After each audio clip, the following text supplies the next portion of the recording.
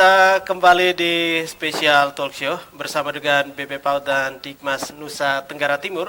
Kalau tadi kita sudah berbicara gambaran umum tentang BP PAUD dan Dikmas Nusa Tenggara Timur bersama dengan Kepala BP PAUD dan Dikmas Nusa Tenggara Timur. Dan kali ini kita juga mau tahu juga bagaimana tentang model kursus itu sendiri di BP PAUD dan juga model PAUD. Ya, bersama dengan dua narasumber, berbahagia saya saat ini karena paling ganteng tentunya. Ada Ibu Dr. Anda Haye Mintar Ningsih. Apa kabar Ibu Ningsih? Baik. Dan juga Ibu Dr. Anda Aksamina Taihutu. Selamat sore Ibu, apa kabar? Sore, baik. Puji. Ya, ini lebih akrab disapa Ibu Ana. Ibu Ana. Oke. Baik, saya lebih ke Ibu Ningsih terlebih dahulu. Ini mungkin gambaran ya tentang model kursus di BP PAUD dan Dikmas sendiri. Model kursusnya. Yang paling pasti model kursus itu disusun, dirancang bagi kebutuhan dari pengguna. Dalam hari ini LKP, Lembaga Kursus dan Pelatihan. Nah, mereka. Jadi prosesnya itu biasanya kami tidak asal buat-buat saja itu untuk model. Kami harus turun uji coba, studi pendahuluan ke daerah yang menjadi sasaran model, lalu kita akan mencari dengan menggunakan berbagai instrumen, kira-kira mereka mau apa, lalu kira-kira ini kebutuhan mereka apa, lalu siapa sasarannya.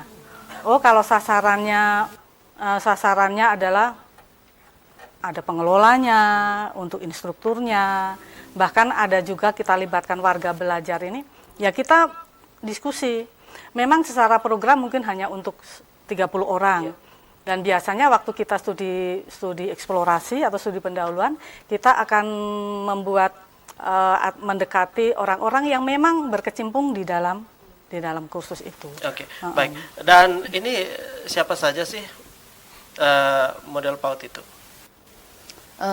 Untuk model PAUD, untuk tahun 2019 ada 2 model PAUD yang kami tulis, kembangkan.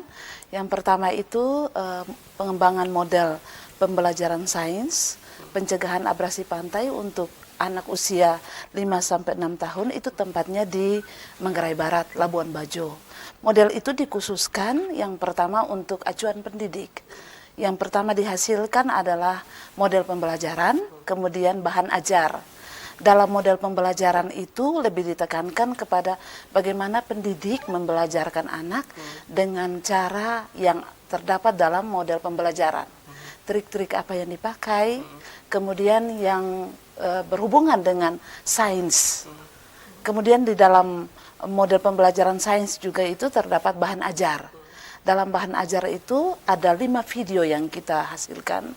Video itu bagaimana uji coba itu dilakukan di lokus tempat kita di Manggarai Barat. Itu dilakukan di sekolah, tetapi juga dilakukan di pantai. Sehingga anak-anak itu bisa melihat bahwa kalau terjadi abrasi pantai, mitigasi bencana, maka mereka melakukan apa. Karena ketika tanggal 9 sampai 12 Maret 2019, kami melakukan validasi judul model. Ada 2 isu yang ditawarkan kepada kami. Itu yang pertama adalah sosial finansial, yang kedua mitigasi bencana. Sehingga ada 2 model PAUD yang dikembangkan di BP PAUD Dikmas Nusa Tenggara Timur. Yang pertama itu pengembangan model pembelajaran sains, dan yang kedua itu adalah model pendidikan sosial finansial untuk anak usia 5-6 tahun, itu tempatnya di Sumba Barat Daya. Kalau model yang pertama tadi mengenai sains itu tentang pencegahan abrasi pantai, itu bagaimana anak-anak mencegah mitigasi bencana, khususnya untuk mitigasi abrasi pantai. Sedangkan kalau untuk pendidikan sosial finansial, itu sebenarnya membelajarkan anak-anak caranya menabung. Bagaimana supaya anak-anak, pendidik itu mengajar anak-anak sedini mungkin bisa menabung, bisa juga menabung di rumah dan juga menabung di sekolah. Itu untuk dua model PAUD. Oke, menarik juga nih. Dan kaitannya juga dengan model kursus ini sebagai ikon juga. Bagaimana juga tenaga pendidik itu juga dia sebagai ikon utama ya, pemeran utama memberikan contoh kepada siswa. Ya, dalam hal ini anak-anak PAUD. Ya, ini seperti apa Ibu Ningsih gambarannya mungkin juga ya? Kursus ya. Ya. Ya. Kursus itu ditujukan, saya lihat modelnya ditujukan untuk pengelola, untuk instruktur, karena dia konsepnya adalah interaktif. Jadi yang kami hasilkan adalah dua produk, satu video tutorialnya, satu adalah modulnya. Nah sebetulnya yang menjadi best practice-nya itu adalah pada video. Tetapi ternyata di teman-teman di dana, kebetulan minta maaf saya kembali. Itu model kursus itu dikembangkan di daerah Sika. Nah, Sika itu memiliki potensi alam yang begitu bagus, terutama itu ada mete, ada berbagai macam produk dari petani. Cuma persoalannya ketika mereka menjual, misalnya 1 kilonya mungkin hanya 30 ketika dijual dengan manual. Yeah. Nah, lalu orang pembeli atau pengijon itu akhirnya mengolahnya sedemikian rupa, lalu menjadi produk yang prestisius. Nah, oleh sebab itu ketika kami ke Sika, apa sih yang menyebabkan mereka tidak mau menjual prestisius juga? Ternyata kami mendapatkan suatu jawaban bahwa, oh mereka tidak tahu cara mengemas. Nah, oleh sebab itu ketika kami turun, kami mulai studi pendahuluan, ternyata oh, kalau begitu kita buat bagaimana cara mengemas dengan memberikan materi dan membuat materinya desain grafis. Makanya judulnya adalah model pembelajaran komputer dan menggunakan desain grafis menggunakan metode tutorial.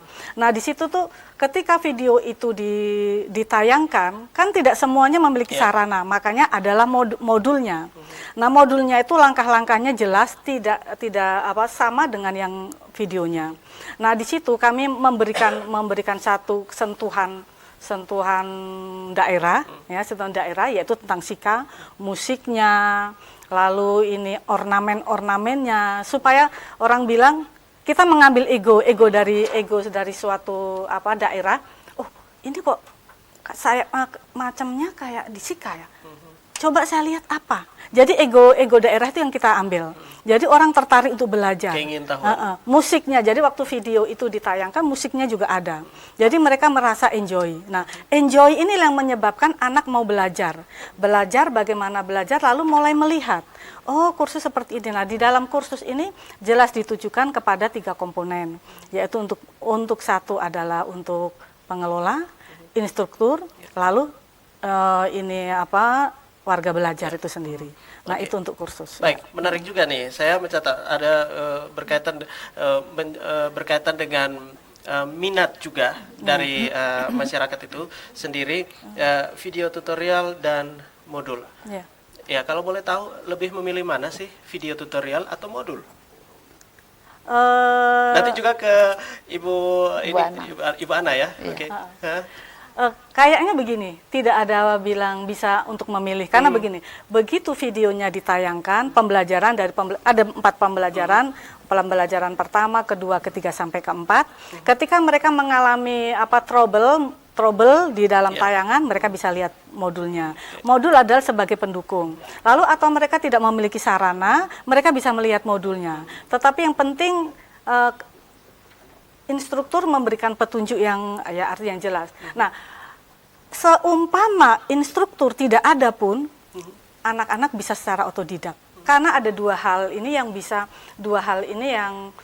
dinikmati, dipelajari. Nah, itu yang menjadi tujuan. Jadi Sika itu potensial sekali, tetapi ketika potensial itu tidak digarap dengan bagus, mereka hanya akan menjadi korban pengijon. Lalu ketika pengijon menjual lagi produk prestisius, mereka waduh terlalu bagus, padahal itu tidak.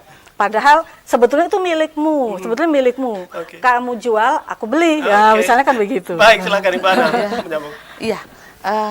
Kalau untuk memilih kita menghasilkan dua produk itu, yaitu yang pertama model pembelajaran. Nah, model pembelajarannya itu diperuntukkan bagi pendidik. Nah, kemudian ada video. Video itu sebenarnya dibuat untuk ketika uji coba itu dilakukan. Jadi ada semacam jeda waktu antara ketika kami turun uji coba dan setelah kami pulang uji coba, guru-guru itu sendiri di Labuan Bajo melakukan uji coba dari model pembelajaran itu dengan bahan ajar. Dari bahan ajar itu yang dibuat dalam video.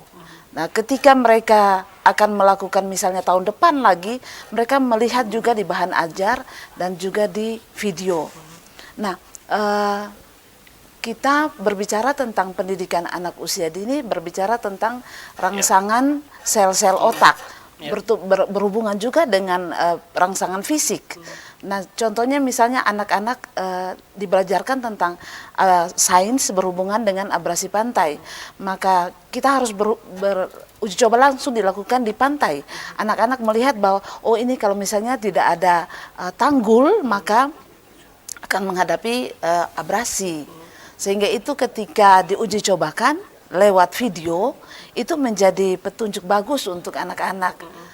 Kemudian untuk model yang kedua yaitu model pendidikan sosial finansial, itu anak-anak langsung dibelajarkan melalui video juga, tapi ada juga model pembelajarannya.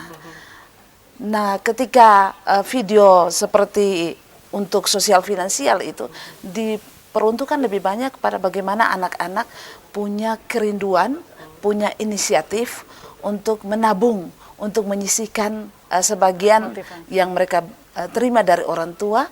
Dengan caranya orang tua menyediakan semacam tabungan di sekolah, kemudian itu membuat anak-anak pagi-pagi masukkan celengan. Itu juga ada dalam bahan ajar yang dibuat oleh model pendidikan sosial finansial. Oke, baik. Saya ke Ibu Ningsi. Menarik juga ini berkaitan dengan kalau di saat nanti instrukturnya tidak ada, ya anak-anak otodidak 5-6 tahun nih, Bu. Ini seperti apa? Maksudnya 5-6 tahun? Ya, pautnya ya, anak 5 sampai usia anak. Ya. Ini anak-anak nih, kalau berbicara kita belajar secara otodidak, tidak ada yang artinya instrukturnya ini mengarahkannya seperti apa? Oh Ibu? iya, kursus ya. Kalau kursus itu sudah ada aturannya bahwa itu untuk anak usia 15 sampai 49 tahun, bahkan mungkin sampai 60 tahun. Kalau mau kursus boleh? Oke, langsung menawarkan ya. Oke, baiklah. Kalau mau kursus boleh. Itu kalau kursus itu memang sudah ada ini pedoman pembelajarannya itu untuk 15 sampai 49. Jadi tidak mungkin masuk untuk PAUD. Kalau PAUD ya 0 sampai 6 tahun itu. Tapi kalau untuk kursus itu sudah memang sudah patokan, orang yang bisa kursus kan umur usia itu. Bahkan bisa lebih. Yang penting ada kemauan. Mau belajar, bagaimana belajar, mau lanjut itu ya untuk kursus hanya untuk itu. Usianya ada patokannya. Oke. Nah, ini untuk animo sendiri ya. Animo dari masyarakat. Ya mungkin saya juga sebagai nanti juga bakal masuk juga untuk menjadi model instruktur ya. Bisa bisa masuk ya, Ibu Ningsi. Oh, kan bisa. Tadi sudah tawar. Ya, oke. Apalagi Pak David Pleko bisa. Okay. Baik, tetapi juga bagaimana juga untuk perkembangan anak-anak sendiri dan kembali lagi sebagai tenaga pendidik ya. Kalau kita berbicara soal guru dan juga kalau kita berbicara ini bagaimana juga dengan perkembangan di suatu daerah itu sendiri, kabupaten, kota. Nah, perkembangannya seperti yang tadi saya bicarakan juga dengan Ibu Kepala bahwa ini perkembangan sekarang ini semakin cepat sekali nih. Dan sebagai bagaimana juga model-model yang diterapkan, ya ini model PAUD juga masuk juga ya untuk diterapkan berkaitan dengan pendidikan sekarang ini. Ya setiap hari ada perubahan juga nih. Nah, pusing tidak, Ibu? Ibu Ana? Saya berpikir kalau kita pusing mah kita tidak bisa jadi pendidik. Makin lebih pusing lagi ya. Tidak bisa jadi pengembang. Tidak bisa jadi pengembang. Tapi yang pasti bahwa ketika kami menyusun model ini, kami sudah tahu bahwa kebutuhan apa sebenarnya yang ada di daerah itu. Yang dibutuhkan apa di daerah itu, seperti di Manggarai Barat, kemudian di Sumba Barat Daya, sebenarnya yang mau dikembangkan di situ apa. Sehingga ketika kami mengangkat model ini, sebenarnya orang bilang dari akar rumput. Kami ambil dari situ, sehingga ketika penulisan model itu dilakukan, memang benar-benar cocok dan layak untuk mereka. Karena memang pendidik memang membutuhkan acuan seperti itu. Karena selama ini kalau namanya pembelajaran sains, kadang-kadang orang bilang, apa sih itu sains? Padahal itu saya menemukan, anak-anak menemukan, menjawab sendiri, menguji coba sendiri, observasi sendiri, dan akhirnya mereka menyimpulkan sendiri. Itu sains. Kemudian itu setelah kami menyusun model seperti itu, membantu pendidik bahwa ketika mereka akan membuat RPPH, prosem RPPH, mereka mengambil dari situ, oh ini adalah contohnya. Sehingga kami berharap, kami tim pengembang model dari BP PAUD Dikmas NTT, baik saya PAUD, Ibu Ningsi di kursus, kami memang berharap setelah validasi atau setelah revisi, validasi dan pembakuan, model ini akan diterapkan, dipakai di tempat masing-masing. Dan itu menurut tim pengembang, bahkan yang validator kami, kalau memang ini layak untuk dipakai di seluruh Indonesia, di seluruh Indonesia akan tetapi dipakai. kembali lagi, ini menarik juga, bagaimana dengan SDM? Ya, ini SDM dari yang menjadi model itu sendiri ya, dalam hal ini untuk instrukturnya dan lain sebagainya, seperti apa Ibu? Karena ini juga berkaitan, kalau kita memberikan sesuatu yang baik juga kepada masyarakat, ya, ini timbal baliknya juga sangat baik juga untuk masa depannya, seperti apa? Ya, untuk kualifikasi sebagai pendidik itu sudah jelas. Pendidiknya kalau ini nanti pendidik itu untuk PAUD, itu biasanya disebut pendidik, itu S1 itu menjadi dasar.